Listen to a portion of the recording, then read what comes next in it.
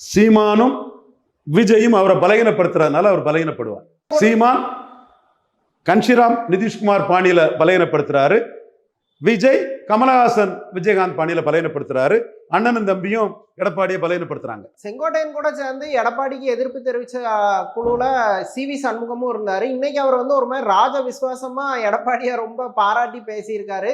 பிற்காலத்துல அவர் எதுவும் மறுபடியும் எதிர்ப்பு தெரிவிக்க வாய்ப்பு இருக்கா? அவருக்கு செல்வாக்கு என்ன கட்சி? விழுப்புரத்துல லோக்கல் லீடர், ஸ்ட்ராங் லீடர், அவரோட ஸ்ட்ராங்.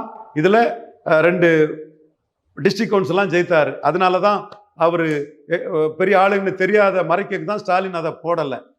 சி.வி. சண்முகம் உண்மையை சொல்லுவோம்யா, எந்த இடத்துலையும் எல்லா இடத்துலையும் ஒரே மாதிரி பேசக்கூடியவன், உண்மையை பேசக்கூடிய, உங்களை மாதிரி இல்லை. நீங்க என்னென்னலாம் தகுதி திருத்தம் பண்ணீங்க, சசிகலாவை எப்படியெல்லாம் சொல்லி வேண்டாம், அதெல்லாம் தேவையில்லை. அதிமுக அப்படித்தான். So CV. சண்முகம் செல்வாக்கான ஒரு தலைவர் தான். அவர் இன்னைக்கு எடப்பாடியை ஒற்றை தலைமை ஆக்கிட்டு குத்துதே குடையுதேன்னு தான் பதறாரு. ஆனா ரொம்ப புகழ்ந்து பேசுறாரு. வாங்கின காசுக்கு மேல கூற ஃபீலிங் இருக்குது. இல்ல ரியலா அவரோட ஐடியா என்ன? வீரபாண்டி ஆரோ மாதிரி எங்க கட்சின்னு சொல்றாரு. அந்த ஒரு தெல்லு அதுல இருக்குது, அதை பாராட்டிடுவோம். கட்சியில அவருக்கு தனி செல்வாக்கு உண்டா? எப்படி? கண்டிப்பா கண்டிப்பா. நமக்கு விரோதி ஒருத்தங்கிறதுக்காக அவனுக்கு தனி செல்வாக்கு இருக்குங்கிறத நம்ம குறைச்சி மதிப்பிடக்கூடாது.